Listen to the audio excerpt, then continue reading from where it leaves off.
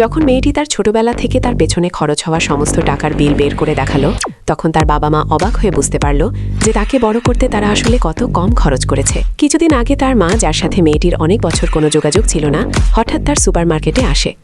মা জানতে পেরেছিল যে মেয়েটি এখন সুপারমার্কেট থেকে বেশ ভালো টাকা আয় করছে। মা, তোর ভাইয়ের ব্যবসায় অনেক লোকসান হয়েছে, নগদ টাকার খুব দরকার, 20,000 ইউয়ান ধার দিবি?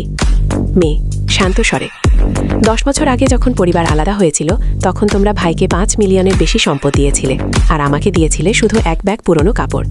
বাবা তখন বলেছিল যে আমাকে বাড়ি থেকে বের করে দেওয়ার সময় তারা আমার থেকে কোনো আশাই রাখেনি। মেয়েটির ভাই সুপারমার্কেটে এসে শেলফ থেকে একটি ড্রিঙ্ক নিয়ে খেতে শুরু করে এবং ভাব দেখায় যে সে বড় স্টোরগুলোতে কত টাকা খরচ করে। ভাই, নগদ টাকা প্রবাহের জন্য আমাকে 50,000 ইউয়ান দে।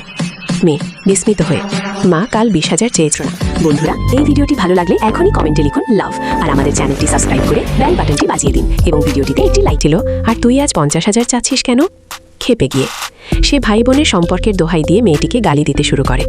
মেয়ে, যখন তুই আমাকে বাড়ি থেকে বের করে দিয়েছিলি যাতে আমার ঘরটিকে তোর স্পোর্টস রুম বানানো যায়, তখন তোর ভাই বোনের সম্পর্কের কথা মনে ছিল না? পরের দিন বাবা পুরো পরিবার নিয়ে রেগে মেগে দোকানে আসেন। বাবা, তোর ভাইয়ের অনেক ঋণ হয়েছে, বোন হিসেবে তোর উচিত 3 লাখ ইউয়ান দিয়ে সাহায্য করা। তোমরা এক এক সময় এক এক রকম টাকা চাচ্ছিস কেন? ভাই, আগে হিসাব ঠিক ছিল না, এখন ঠিক হয়েছে, তাড়াতাড়ি টাকা দে। মেয়ে, আমার কাছে কোনো টাকা নেই, আমি খোঁজ নিয়েছি, এই দোকান অনেক দামি, তুই কত টাকা দিতে পারবি সেটা আমরা হিসাব করেই এসেছি। মেয়ে, এই সুপারমার্কেট আমি নিজের পরিশ্রমে বানিয়েছি, এর সাথে পরিবারের কোনো সম্পর্ক নেই। বাবা রেগে গিয়ে, আমরা তোকে 18 বছর পালব, আর তুই এত অকৃতজ্ঞ হবি? মেয়ে, 18 বছর আমাকে পালতে তোমাদের কত খরচ হয়েছে তার হিসাব কি তোমরা করেছ? ভাইয়ের কাছে সব ছিল, আর আমার কাছে এক টুকরো কাপড় পাওয়াও ছিল বিলাসিতা। 18 বছর বয়সে যখন আমাকে বের করে দিলে তখন কি মনে ছিল না যে আমি তোমাদের মেয়ে?